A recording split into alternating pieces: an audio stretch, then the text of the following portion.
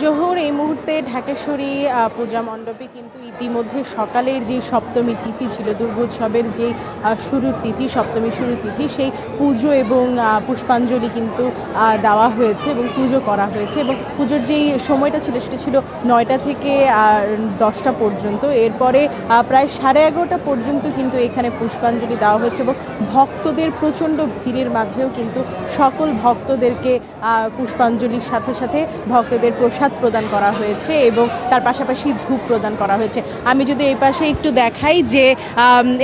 দেখাই যে এই মুহূর্তে কিন্তু আসলে সকল ভক্তরা সকাল থেকে আরাধনা করেছেন। কেউ কেউ উপোস ছিলেন, যারা উপোস ছিলেন তারা কিন্তু প্রসাদ গ্রহণ করে নিজের মতো খাওয়া দাওয়া করে এই মুহূর্তে আসলে দেবীর প্রণাম নিচ্ছেন। আরেকটি বিষয় জানিয়ে রাখতে চাই যে শারদীয় দুর্গোৎসবের সপ্তমী এই তিথি থেকেই কিন্তু শুরু হয় মূল পুজো এবং দেবীর অন্নভোগও শুরু হয় এবং দেবীর অন্নভোগ করা হয়েছে। কিছুক্ষণ আগে এখানে কিন্তু যারা ভক্তরা এসেছেন দেবীকে অন্নভোগ করিয়েছেন এবং বস্ত্র দান করিয়েছেন। আজ দেবী জাগ্রত হয়েছে এবং 10 হাতে দমন করবে সব অমঙ্গল অশুভকে, এমনটাই প্রার্থনা করছেন সব ভক্তরা। এবং তার পাশাপাশি এখানে আইন শৃঙ্খলা বাহিনীরাও সরব আছেন, তাদের সার্বক্ষণিক তাদের নজরদারি আছে এবং এখানে ভক্তদেরকে জিজ্ঞেস করেছি কোনো শঙ্কা তারা অনুভব করছে কিনা। তারা বলছে যে শঙ্কাগুলো তারা অনুভব করছিল সেগুলো সব কাটিয়ে উঠেছেন এবং এই মুহূর্তে তারা খুব আনন্দ সহকারে তাদের পূজার এই উদযাপনগুলো করতে পারছেন, পূজার সব তিথিগুলো করতে পারছেন। এই দিনে সবচেয়ে গুরুত্বপূর্ণ যে বিষয় সেটা হচ্ছে নবপত্রিকা স্থাপন এবং এই নবপত্রিকা কিন্তু স্থাপন করা হয়েছে এবং একসাথে পাঠও করা হয়েছে। নবপত্রিকার 9টি উদ্ভিদ প্রকৃতপক্ষের দেবী দুর্গার 9টি বিশেষ প্রকৃত রূপের বিবেচনা করা হয় এবং নবপত্রিকা প্রবেশের পর থেকেই দর্পণে বিভিন্ন উপাচারে দেবীকে মহাস্নান করানো হয়েছে। এরপরে এখন দেবী জাগ্রত, দেবীর কাছ থেকে নিয়ে প্রসাদ এবং ভোগ ভক্তদের মধ্যে বন্টন করা হচ্ছে।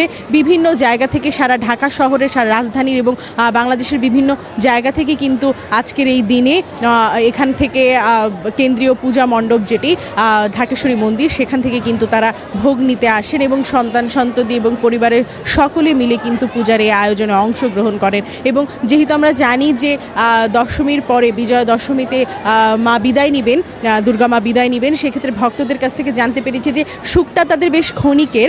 এরপরে কিন্তু আসলে যেই দুঃখের বাজনা সেটা বাজতে থাকবে অষ্টমীর পর থেকে, নবমী থেকেই তাদের দুঃখের বাজনা বাজতে থাকবে। তারপরেও এই সময়টুকু পুরোপুরি উপভোগ করতে চান ভক্তরা, তাই জানা গেছে মহাসপ্তমীর এই দিনে। এই ছিল আমার হাতে পাওয়া সর্বশেষ খবরাখবর ঢাকেশ্বরী মন্দির থেকে।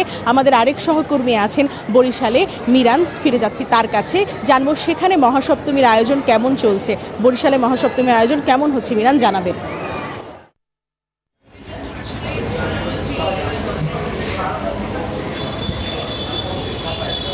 রোমা, আপনি ঢাকেশ্বরী মন্দির থেকে যেমনটা জানাচ্ছিলেন যে ঢাকেশ্বরী মন্দিরের নানা উপাচারে দেবী দুর্গাকে এই মহাসপ্তমীর দিনে অঞ্জলি দেওয়া হচ্ছে, তাকে নবপত্রিকায় প্রবেশ করেছেন দেবী দুর্গা এবং বরিশালেও কিন্তু একই আয়োজনে চলছে দুর্গাকে আরাধনা। এবং এই মুহূর্তে আমরা বরিশাল যে জগন্নাথ দেবের মন্দির আছে সেখানে আমরা দেখেছি যে নানা আচারে দুর্গাকে বন্দনা করা হচ্ছে এবং এতক্ষণ আমরা লক্ষ্য করেছি অসংখ্য পুণ্যার্থী কিন্তু এসেছিলেন।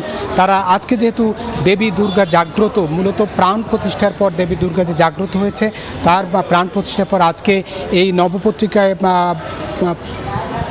প্রচারের মধ্য দিয়েই মূলত দেবী দুর্গাকে পূর্ণরূপে, অর্থাৎ মূল পূজাটা যেটা শুরু হয় সেটা শুরু হয়েছে আজকে।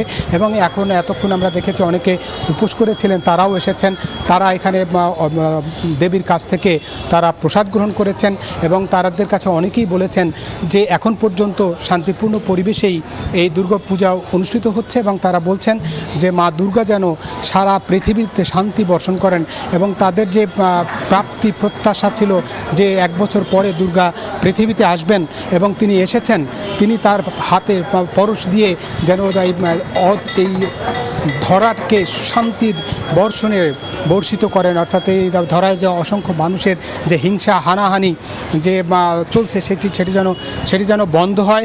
এবং একই সঙ্গে এই দুর্গা পূজাকে কেন্দ্র করে কিন্তু আইনশৃঙ্খলা রক্ষা বাহিনী যেমন সচেষ্ট রয়েছেন, তারা বলেছেন যে কোনো রকম যেন অপ্রীতিকর ঘটনা না ঘটে। এখন পর্যন্ত বরিশালে সেরকম কোনো অপ্রীতিকর ঘটনা ঘটেনি। আশা করা যাচ্ছে বাকি যে 3 দিন রয়েছে সেটিও সুন্দরভাবে সফলভাবে অনুষ্ঠিত হবে এবং আইনশৃঙ্খলা বাহিনী সেটাই বলেছে। করেছেন এবং ভক্ত পূজারীরা বলছেন সবাই যেন একসঙ্গে এক মিলন মেলায় দাঁড়াতে পারেন, এটি হলো ভক্তদের প্রার্থনা। এই ছিল বরিশাল থেকে আমার কাছে মহাসপ্তমী পূজার সবশেষ তথ্য। একই তথ্য জানতে যাব চট্টগ্রামে, সেখানে আছে আমাদের সহকর্মী নয়ন বড়ুয়া।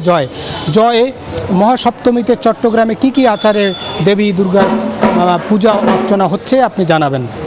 ধন্যবাদ মিরন আপনাকে। আপনি যেমনটা বরিশালের দুর্গাপুজোর খবর জানিয়েছেন, তেমনিভাবে যে নিরাপত্তাটা আমরা একটু দেখানোর চেষ্টা করছি।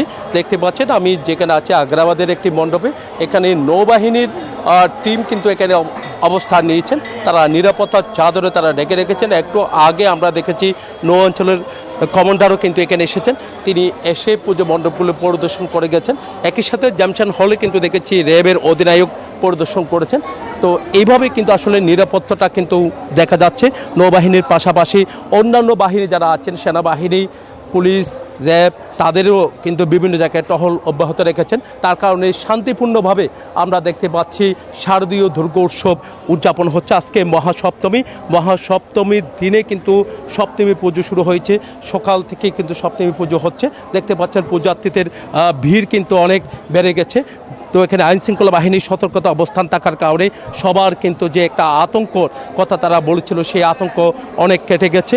তো এখানে রাতভর কিন্তু পুজোতে কিন্তু পূজার্থীদের ভিড় দেখা যাচ্ছে।